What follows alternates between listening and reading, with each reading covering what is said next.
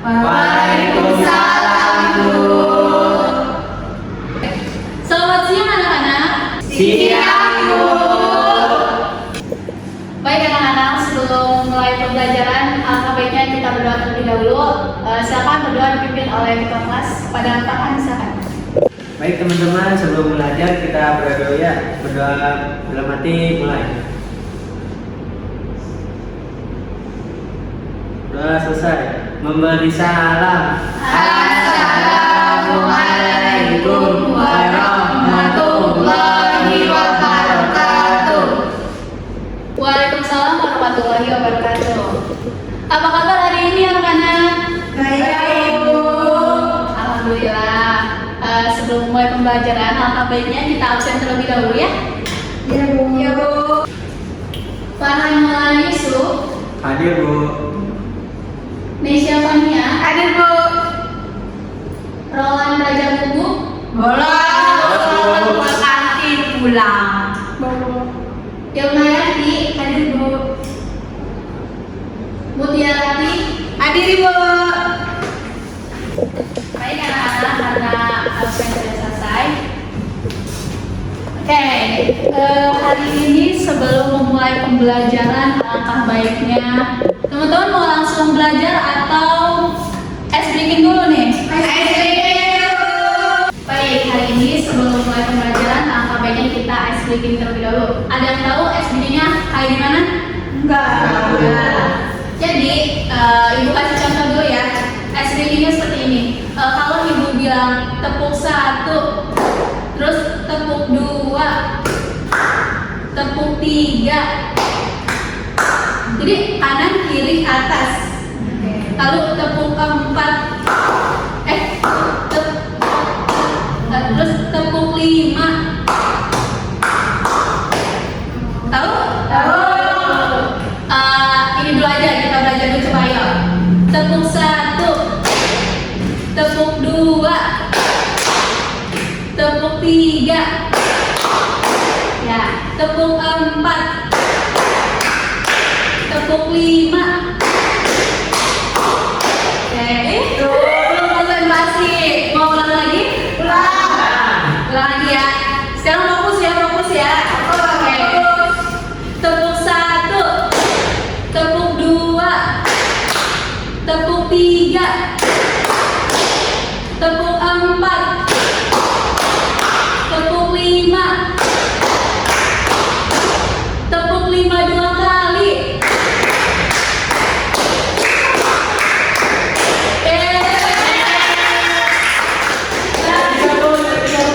Jadi adanya seperti ini tuh untuk melatih kefokusan kalian, untuk melatih konsentrasi kalian karena ini sudah siang, mungkin kalian tadi kan habis istirahat gitu, jadi pikirannya tuh masih kemana-mana gitu. Jadi sebelum belajar, apalagi kita merefreshkan dulu otak kalian seperti itu. Kita lanjut ke pembelajaran hari ini.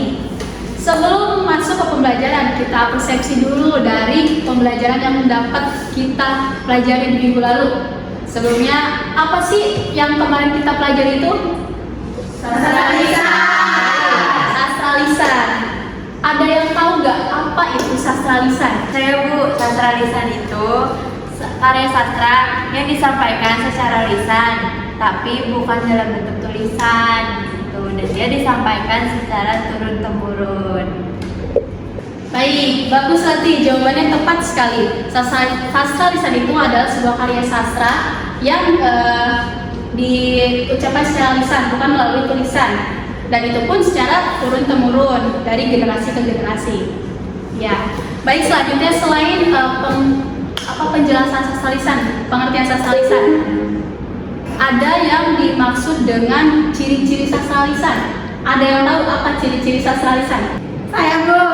Jadi ciri-ciri sastra lisan itu ada 4. Yang pertama dari mulut ke mulut. Terus yang kedua itu tidak diketahui pengarangnya siapa, jadi kayak anonim gitu, Bu. Terus yang ketiga itu mengandung nilai budaya. Terus adat istiadat juga. Terus tradisi juga. Terus yang terakhir itu sering mengalami perubahan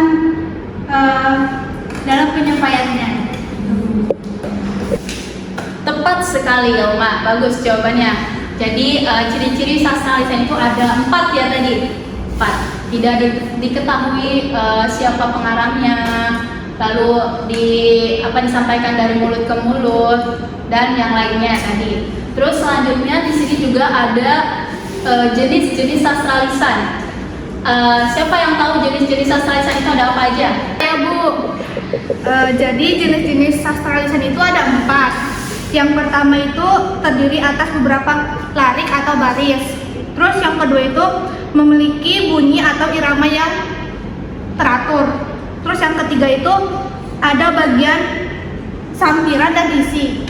Terus yang terakhir itu ada disampaikan secara lisan untuk hiburan sekaligus penyampaian perasaan Bu. Itu. Baik, tepat sekali jawabannya Desya. Jadi jenis-jenis sastra lisan itu juga ada 4 ya, yang tadi sudah disebutkan. Baik, sebelum lanjut ke pembelajaran minggu kemarin kan kita hanya membahas pembahasannya saja, itu ciri-ciri, lalu jenis-jenis, pengertian. Nah, sekarang kita lanjut ke contoh sastra lisan. Jadi contoh sastra lisan ini ada contoh dari ibu sendiri di daerah ibu sendiri itu. Oke, sekarang akan ditampilkan ya. Baik anak-anak, selanjutnya kita akan ibu akan menampilkan sastra lisan yang ada di daerah ibu. Sebentar.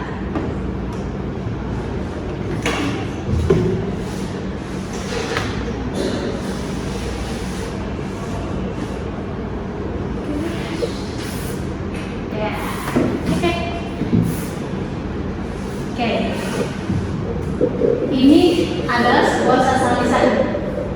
Kira-kira kalian paham nggak isi sastra lisan ini itu apa? Jenis sastra lisan itu apa? Belum ya? Belum. Baik, sebelum ke ini ibu akan menampilkan cara membaca sastra lisan ini gitu.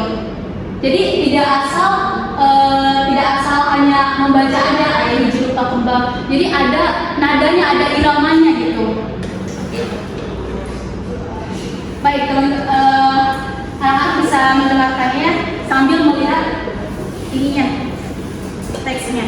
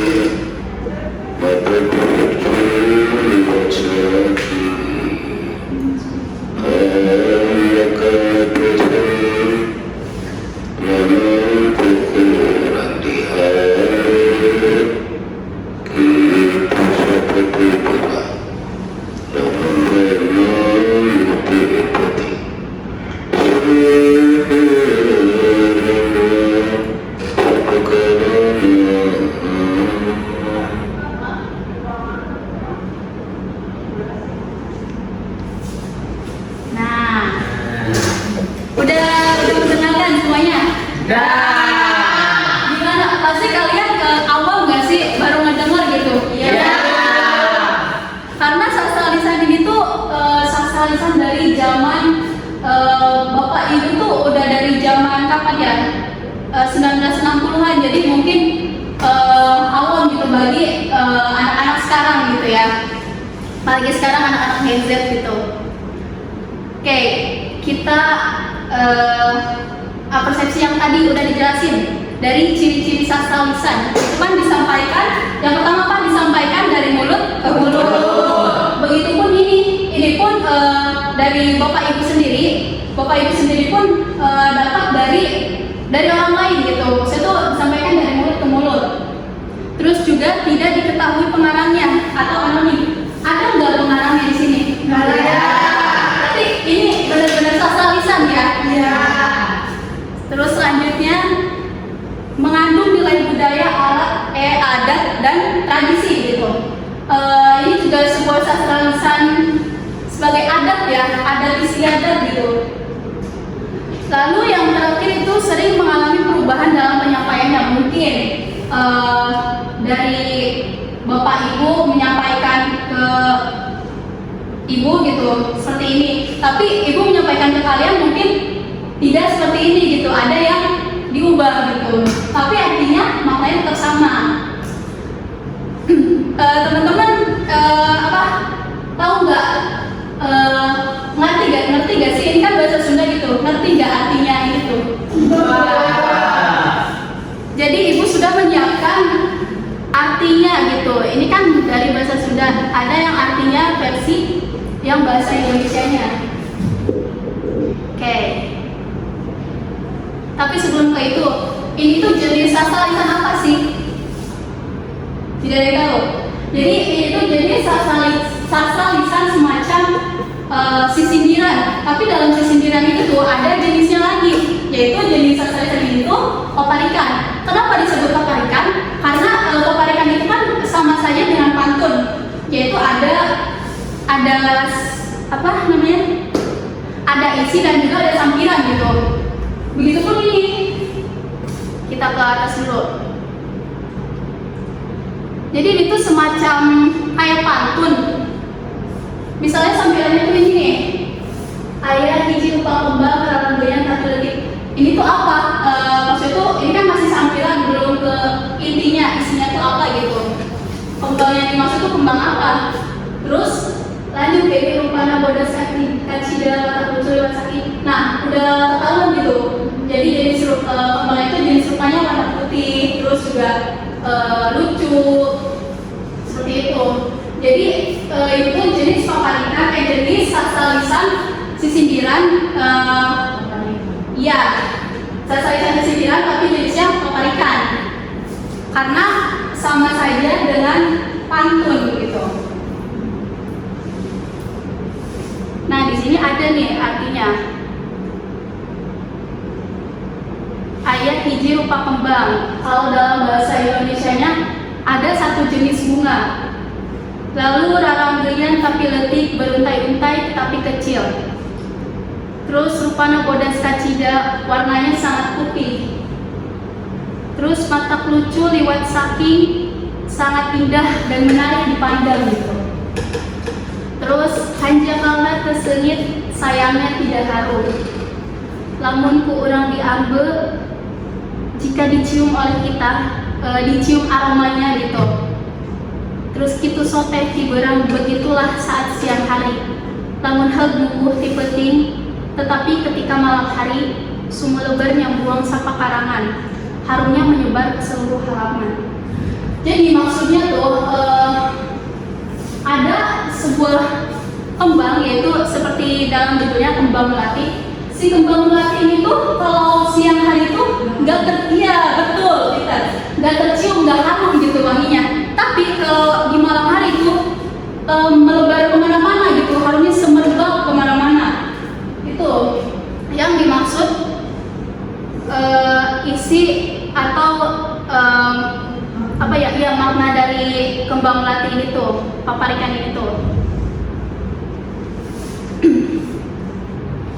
Oke. Tapi selain itu kan di dalam sastra itu selain ada maknanya ataupun artinya, ada juga temanya. Mungkin ada yang tahu temanya apa?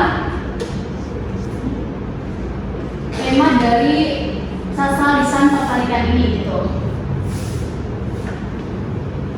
Saya Bu, keindahan alam dan makna kehidupan.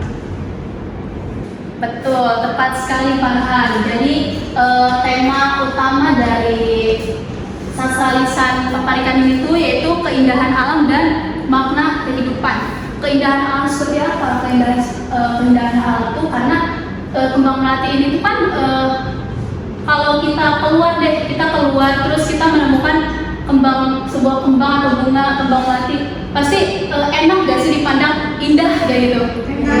Indah kan? Seperti itu. Itu kan sebuah keindahan alam gitu.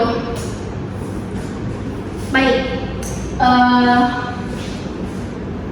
Mungkin materi yang dapat Ibu sampaikan tuh hanya segitu ya. Tetapi sebagai apa ya, refleksi anak-anak, refleksi teman-teman semua, Ibu ada beberapa soal yang harus teman-teman isi gitu. Tidak sulit kok, mudah-mudah. Karena yang sudah tadi dijelaskan gitu. Baik, boleh dibagikan, Bapak.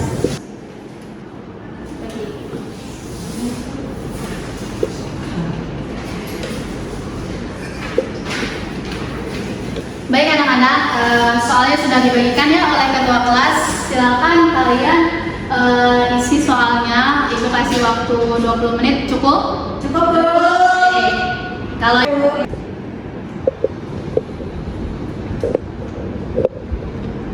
udah selesai anak-anak? Sudah.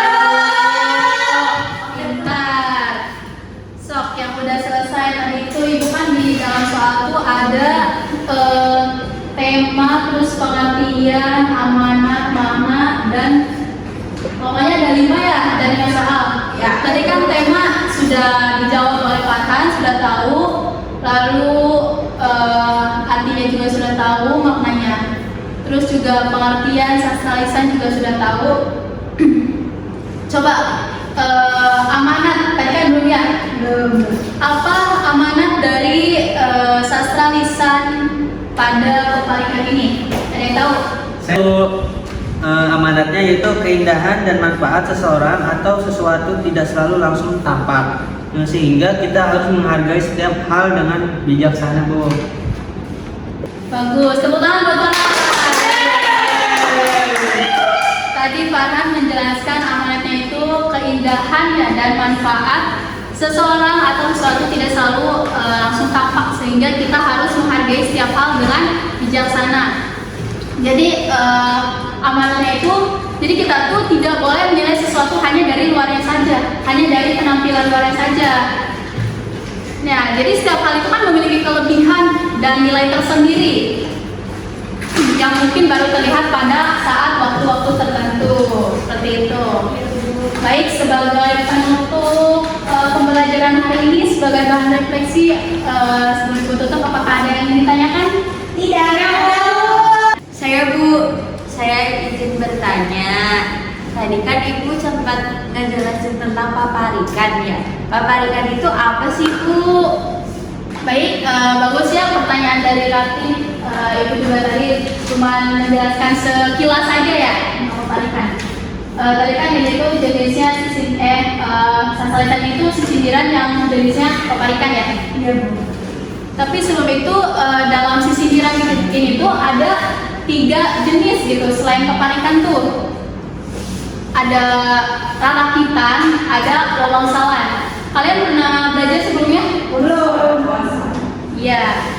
Jadi kalau paparikan itu tadi sempat Ibu jelaskan sekilas itu, ini tuh adalah suatu jenis sisindiran atau dalam sastra Sunda tuh yang mirip dengan sebuah pantun.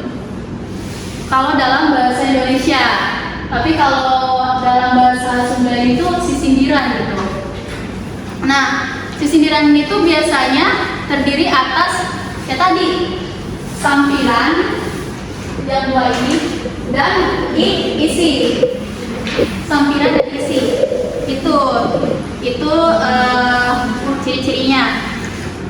Terus biasanya paparikan ini juga disampaikan secara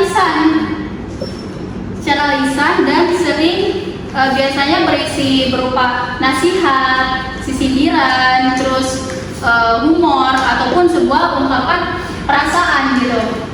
Ini kan tadi jenisnya sisindiran ya. Terus juga biasanya ciri-ciri paparikan itu yang pertama tuh udah pasti termasuk sastra lisan Sunda. Sastra lisan Sunda. Terus juga ya tadi memiliki sampiran dan isi. Lalu berbentuk baris atau baris pendek, atau terus juga memiliki irama juga. Tadi kan sempat Ibu Ibu ini ya ada sebuah iramanya gitu. Terus juga menggunakan bahasa yang indah dan singkat. Ini kan singkat-singkat ya, ayat video kamu banget, tapi bahasa ini tuh indah gitu. Walaupun singkat tuh, isinya tuh maknanya tuh mendalam gitu. Jadi seperti itu nanti, apakah terjawab? Terjawab Bu, terima kasih banyak atas penjelasannya. Baik, terima kasih banyak juga atas pertanyaannya Rati. Oke, baik, karena pembelajaran kita telah selesai, karena tadi sebagai penutup ya. Sebelum itu kita aplaus dulu untuk Oke, sebelum pulang, mau pulang nggak? Enggak. Baik, mungkin sebelum pulang alangkah baiknya kita berdoa terlebih dahulu yang akan dipimpin oleh ketua kelas. Silakan. Baik teman-teman, sebelum pulang alangkah baiknya berdoa dalam hati mulai. Berdoa selesai. Memberi salam. Assalamualaikum warahmatullahi wabarakatuh. Waalaikumsalam warahmatullahi wabarakatuh. Baik, terima kasih kepada anak-anak semuanya yang hari ini sudah sangat semangat gitu untuk belajar hari ini. Mungkin dari Ibu cukup sekian. Sampai bertemu di pertemuan selanjutnya. Terima kasih. Wassalamualaikum warahmatullahi wabarakatuh. Waalaikumsalam.